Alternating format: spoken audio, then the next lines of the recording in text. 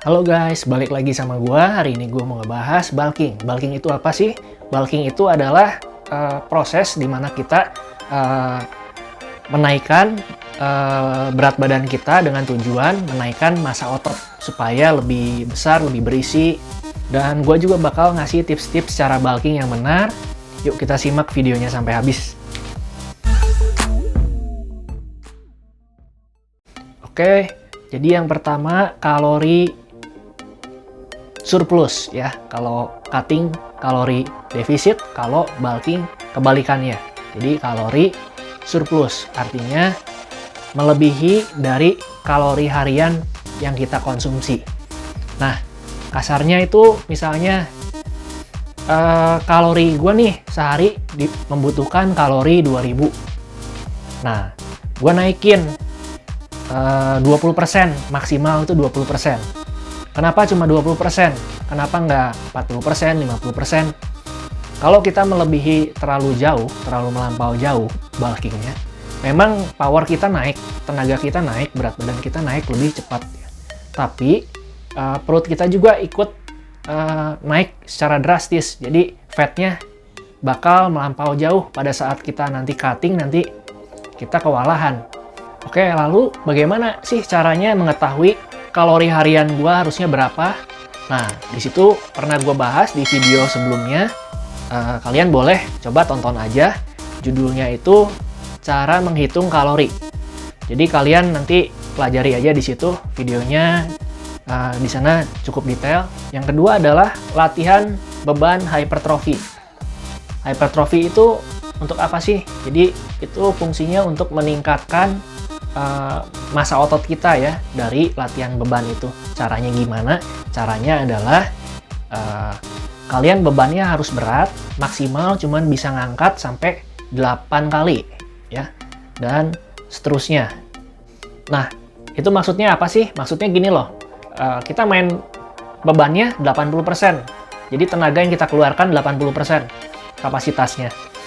Misalkan gue lagi latihan bench press di set pertama, gue 60 kilo, gue maksimal cuman bisa sanggup 8 kali. Oke, lalu di set kedua, gue udah nggak perlu naikin lagi bebannya, tetap di 60 kilo. Gue ternyata ada penurunan, jadi cuman kuat 6 repetisi misalnya. Oke, set ketiga pun begitu, cuman kuat 6, set keempat turun lagi, cuman 5 repetisi. Itu yang dinamakan cara latihan beban hypertrophy.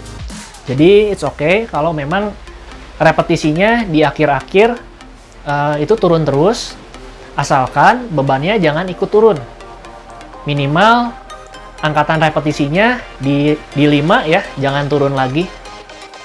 Lalu latihan otot-otot besar, seperti yang paling besar itu dari bagian otot dalam tubuh kita itu nomor 1 itu kaki. Jadi kaki itu paling penting. Lalu yang kedua itu adalah back. Yang ketiga, dada. Jadi, otot-otot besar itu jangan sampai di-skip gitu. Latih terus, prioritasin latihan otot-otot besar. Lalu yang ketiga jangan lupa asupan nutrisi yang seimbang. Maksudnya apa? Protein itu harus banyak ya. Misalnya, kalau untuk cowok, asupan proteinnya 2 dikali berat badan. Jadi 2 gram dikali berat badan. Misalnya berat badannya 60 kilo, berarti minimum proteinnya harus mencapai 120 gram protein per hari. Nah, kalau untuk cewek dikali 1. Jadi misalkan berat badannya 50, ya udah sehari minimum 50 gram protein. Tapi kalau lebih pun nggak apa-apa, malah lebih bagus. Kayak gue kalau lagi bulking ataupun nggak lagi bulking juga sama. Protein gue sehari-harinya bisa sampai 150 gram, kadang 200 gram, itu it's okay. Oke, selain protein, jangan lupa juga asupan serat, vitamin, dan mineral. Mineral harus cukup ya. Nah, biasanya kalau kita lagi bulking itu kan kalori surplus. Nah, biasanya itu kalau kita lagi kalori surplus itu, lemak yang kita konsumsi itu biasanya cukup tinggi. Kalian harus pintar memilah-milih mana lemak yang baik, mana lemak yang buruk. Lemak yang buruk itu lemak jenuh. Jadi dijauhi aja, lemak jenuh, kolesterol itu dijauhi. Nah, untuk mengakali itu kalian boleh pakai gainer, karena gainer itu lebih baik biasanya lemaknya.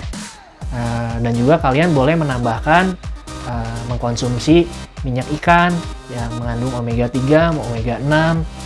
Manfaatnya adalah untuk menjaga kesehatan jantung. Lalu yang keempat, istirahat cukup minimal 7-8 jam. Kenapa? Karena pada saat kita latihan fisik, saat kita berolahraga, lagi mengangkat beban, sel-sel otot kita itu rusak. Nah, fase saat tidur itu adalah fase yang sangat penting untuk proses recovery.